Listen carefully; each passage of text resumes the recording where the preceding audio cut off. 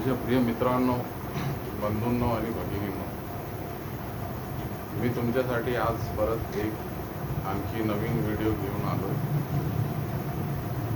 आपण हे जे इस्लाम सर्वांसाठी जी सिरीज आहे याच्यामध्ये मागच्या व्हिडिओमध्ये आपण जे पवित्र ग्रंथ आहे कुराण याच्यामधलं जे सर्वात मोठं जे सूरत आहे, सर्वात मोठी सूरत जी आहे सूर्य बकरा, याच्यामध्ये 286 श्लोक आहेत. आणि ही जी सूरत आहे ही मदीना जी पवित्र शहर आहे तिथे म्हणजे पैगंबर मोहम्मद सल्लल्लाहु अलैहि वसल्लमवर नाझिल झाली. आता मागच्या व्हिडिओमध्ये आपण जे सूर्य बकरा आहे त्याच्या सुरुवातीचे जे काही श्लोक आहे ते पाहिले होते. त्याच्यामध्ये आपण पहिला जे ग्रह बघितलं होतं त्याच्यामध्ये आपण बघितलं होतं की हे असे लोक आहेत जे अल्लाहच्या प्रत्येक जे आज्ञा आहे त्याचं पालन करतात आणि जे जे अल्लाहने सांगितलेलं आहे त्याप्रमाणे वागतात. म्हणजे जे काय न बघितल्यावर, म्हणजे जे काही त्यांनी नाही बघितलं नाही, म्हणजे अल्लाहला, पैगंबरला, जे पवित्र पुस्तके आहेत त्यांना न बघता त्याच्यावर ईमान राखतात. त्याच्यानंतर ते नमाज जे आहे ते अदा करतात आणि जे काही अल्लाहने त्यांना दिलेलं आहे त्याच्यामधून ते खर्च करतात. आणि त्याच्यामुळे आपण बघितलं होतं या पहिल्या हे जे पहिलं जे काय म्हणू शकतो आपण त्याला एक ग्रुप आहे पहिलं त्याच्याबद्दल की त्याच्यामध्ये हे जे लोक आहेत तर हे म्हणजे अल्लाह असं म्हणतात की हे जे लोक आहे हेच खरं सत्याच्या मार्गावर आहेत आणि यांनाच यश मिळणार आहे. म्हणजे हेच लोक आहे जे स्वर्गात निश्चितपणे जाणार आहे. त्याच्याबद्दल आपण दुसऱ्या एका समूहाबद्दल बघितलं होतं की हे जे लोक आहे हे यांना सत्य कळालं, म्हणजे यांना समजलेलं आहे की हे सत्य आहे आणि पण त्यांच्या हट्टीमुळे आणि जिद्दीमुळे त्यांनी काय केलं, इस्लाम आणि अल्लाहला आणि पैगंबर आणि पवित्र ग्रंथांना नकार दिला, ज्यांना काफिर म्हटलं जातं. तर यांच्या विरुद्ध म्हणजे यांच्याबद्दल अल्लाहने असं सांगितलं की हे जे लोक आहे तर यांच्या म्हणजे हृदयावर आणि कानांवर मोहर लावण्यात आलेली आहे आणि हे लोक म्हणजे यांना आता खरं जे सत्याचा मार्ग आहे कधीच मिळणार नाही, कारण तो मार्ग आता त्यांच्यासाठी बंद झालेला आहे आणि त्यांच्या स्वतःच्या हट्टी आणि जिद्दीमुळे हे झालं. आणि आता त्यांच्या डोळ्यांवर सुद्धा काय आहे, एका प्रकारचा पडदा पडलेला आहे आणि त्यांच्यासाठी खूप मोठं म्हणजे अजाब किंवा मोठी यातना. त्याच्यानंतर तिसरं जे समूह आहे त्याच्याबद्दल आपण बघितलं होतं की हे लोक काय करतात, हे सर्वात म्हणजे हानिकारक लोक आहेत, ज्यांना मुनाफिक म्हटलं जातं. आपण बघितलं होतं मागच्या व्हिडिओमध्ये, किंवा दांभिक असं म्हटलं जातं.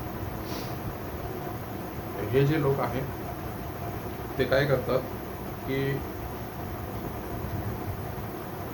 म्हणजे बाहेरून असं म्हणतात की आम्ही इमान राखतो अल्लाहवर आणि जे शेवटचा दिवस आहे अंतिम दिवसावर, पण अल्लाह असं म्हणतात की ते खोटं बोलतात. म्हणजे आतून जर बघितलं तर ते इमान धारक नाही.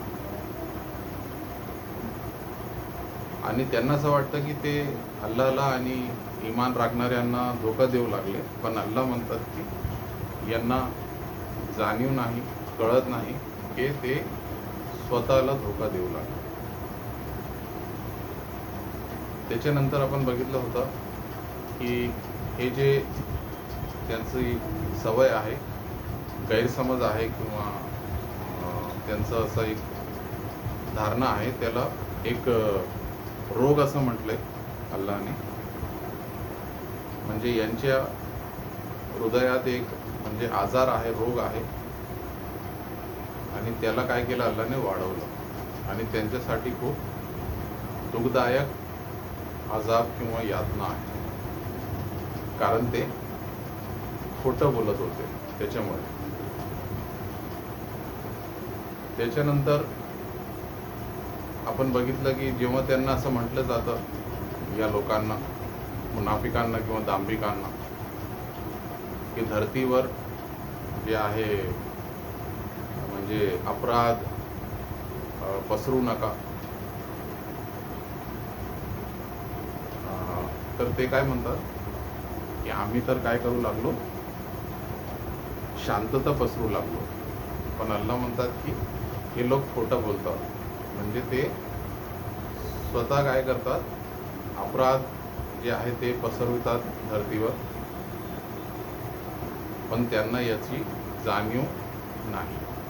आता आपल्याला आज बघायचं आहे श्लोक नंबर 13 आणि 14 मध्ये, की इथे असं म्हटलेलं आहे की जेव्हा दांभिक लोकांना, मुनाफिक लोकांना असं म्हटलं जातं की तुम्ही सुद्धा इमान राखा जसं इतर लोकांनी इमान राखले, म्हणजे सहाबा वगैरे जे होते, म्हणजे पैगंबर जे आहे सल्लल्लाहु अलैहि वसल्लम, त्यांच्या सोबतचे जे लोक होते त्यांच्यासारखं तुम्ही सुद्धा इमान राखा. तर ते काय उत्तर देतात, ते म्हणतात काय, आम्ही त्या मूर्खांसारखं इमान राखायचं का? म्हणजे ते जे सहाबा आहे आणि इमान राखणारे लोक आहेत त्यांना काय म्हणतात, ते मूर्ख म्हणतात. आणि याच्यावर अल्लाहने त्यांना काय म्हटले की हे जे लोक आहेत दांभिक आणि मुनाफिक, हेच मूर्ख आहे, पण त्यांना याची म्हणजे समज नाही किंवा त्यांना याची जाणीव नाही. आणि त्याच्यानंतर पुढच्या श्लोकात असं म्हटले, आता हे लोक काय करतात, जेव्हा इमानवाले जे लोक आहेत, इमान राखणारे, इमानधारक, त्यांच्यासोबत जेव्हा बसतात किंवा त्यांना भेटतात, तर ते काय म्हणतात की आम्ही सुद्धा इमान ठेवतो अल्लाहवर आणि अंतिम दिवसावर. पण जेव्हा हे लोक त्यांच्या म्हणजे शैतानी प्रवृत्ती सारख्या लोकांमध्ये जातात, जे